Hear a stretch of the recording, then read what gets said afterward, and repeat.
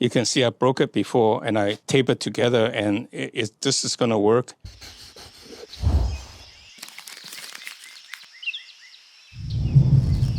This miltonchang of Bonsai Heirloom, I will work on this, one of my favorite juniper I dug up. This is a prostrata juniper I planted 25 years ago for landscaping. And I dug it up about a little bit over a year ago, and I put it in this pot. Using my latest soil mix, you can see it's growing very vigorously, very quickly. And I actually oriented this tree in a way that it will fit into the pot. It really isn't optimized in design because I think need to be optimized by turning it and make sure I have the right orientation. But what I like about it is all the natural curves, and then this branch is coming out kind of really natural. I didn't do any wiring or anything, but you can see I cut off some of these branches to shape it, the things that I don't use. So with that in mind, then I'll do it quickly, take it out of the pot so I can see where I'm going with the roots. In fact, not much changing the orientation, just slightly to make sure that I optimize the angle. The two other trees I will show you are my grandson's tree that pick out from the ground that are of the same age, and that they will become their tree. And in fact, I would like every one of my 6 grandchildren to have a bonsai that they will keep to remember me with when I'm gone. This is picked by Ian, my oldest grandson, who is becoming a materials engineer in college. And you can see this tree was dug about a year ago, and I cut back drastically, which I now do not do. I cut back less drastically so that I have more material to work with. But you can see this is a beautiful tree he picked out. And he and I will work on this tree someday together so that he can feel a sense of ownership. Look at how nice this curve is, this tree. And then this goes out naturally. And I should really clean off of these branches to make it look nice and old. But this will become a very, very nice tree. Oh gosh, by the time when you get to my age, this will be absolutely incredible, right? With all the fine tuning. So we'll work on that. So this is a tree dug up by my that I dug up, and my grandson, youngest grandson, 13-year-old grandson, Connor, picked for his tree. This would become an heirloom tree that he would own and maintain. This was dug, I would say about 9 months ago. And you can see I didn't cut off too much, so it's nice and green. And I let it be for 6 months or so. When he visits again, we'll do it together. But you can see the idea is that there's a nice flow of this root. I will cut off the top to make it appear, the top look white, but the bottom has got roots. And then this just basically follow the line and goes this way, and I'll make this the apex. Can you imagine how beautiful this tree will be? And then with all these branches going down and this one going down, I thought he had a good eye. He's actually very artistic. He's good at painting. So we shall see. This will be one of my heirloom trees, in a sense that will be in the family. And today I'll work on the one that I'm most favorite of to become my tree that I'll give it to one of the grandchildren someday. So the name Bonsai Heirloom has some meaning to it. I wanted for you to take my tree, work on it for many years, and become your heirloom. So I want to provide you a quality tree to be able to make it into your heirloom. That's the whole point of the Bonsai Heirloom. When you work on a tree for a long time, that's your pride and joy, and it's about you. And you want your children or grandchildren to have it so they will remember you, in some ways associate the characteristic of the tree to you. And so that's why the name Bonsai Heirloom.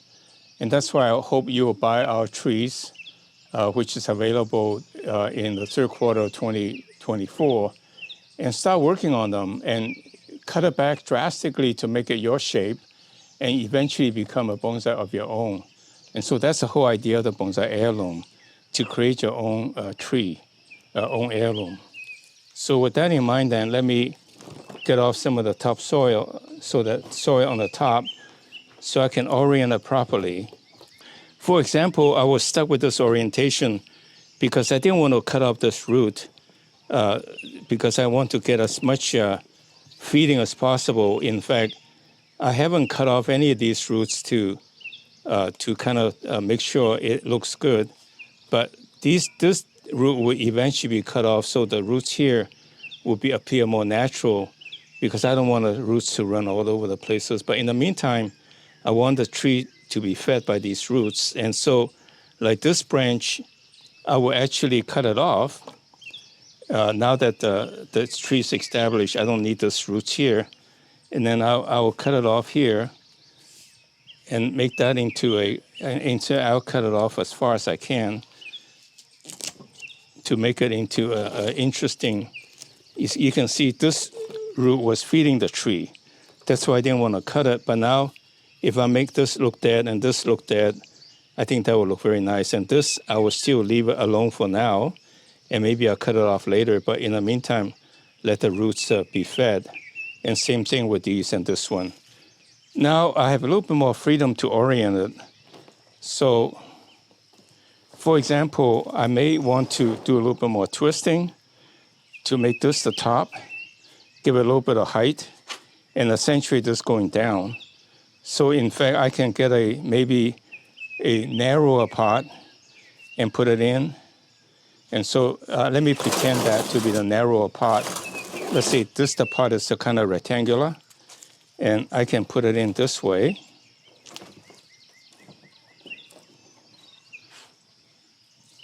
You can see it's a very interesting curve. And by putting this in the back, I create a little bit more depth. So that's a tree. I'd rather have it this way.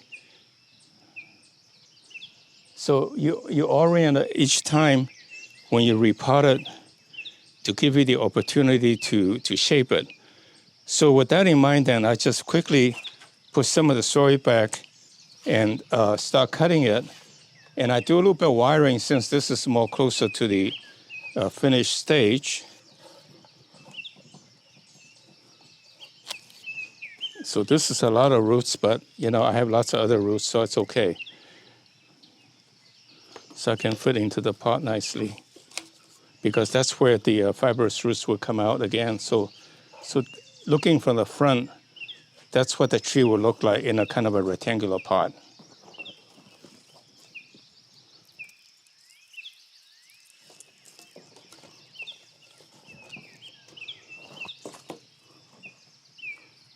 So I'll put this root back, even though it cracked a little bit, hopefully it will still feed the tree. And then I cut it off someday. So with that in mind, then, I think that is the final design I like. So I will start to cut off some of the redundant, but cut off minimal, more like poodling to keep the shape and keep as much leaf as possible so that it recovers faster. You can see I broke it before and I tape it together, and this is going to work and this is going to work, so that's fine. And maybe I don't need this. Maybe this will grow up. So, you just play with it.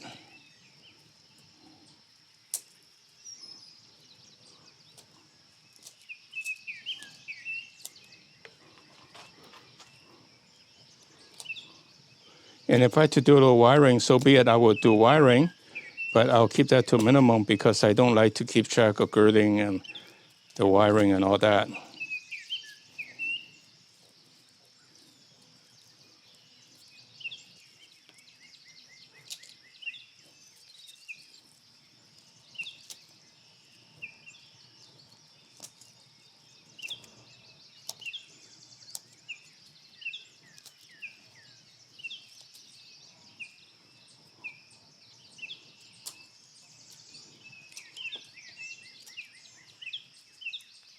So someday, one of my grandchildren out of 6 will own this tree and remember me with. And so this tree,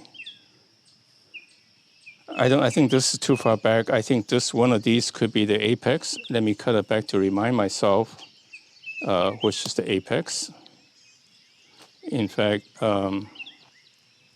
yeah, I just leave this part alone.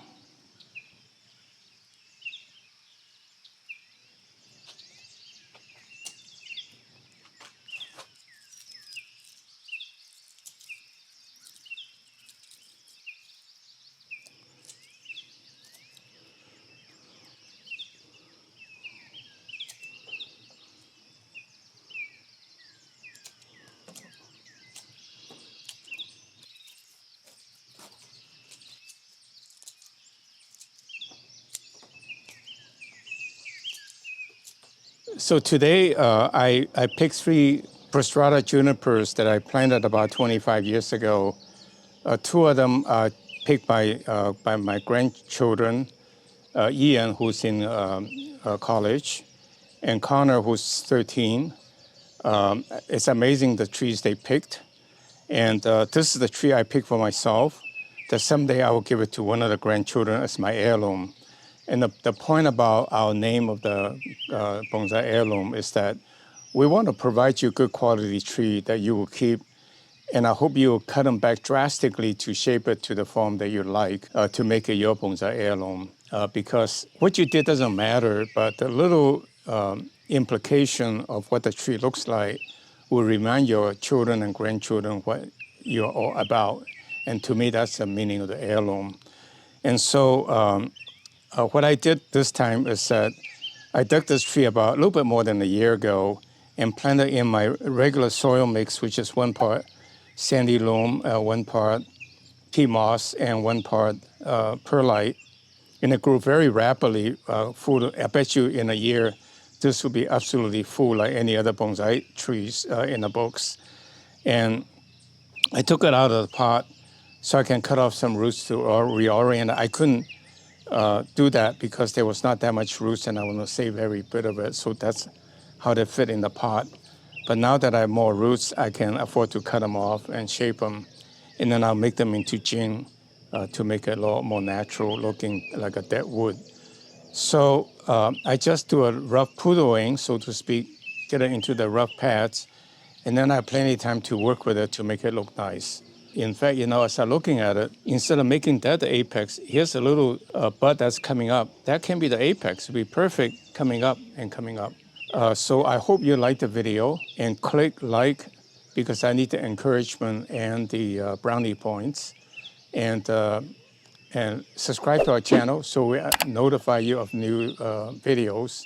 With that in mind, see you next time and thank you very much.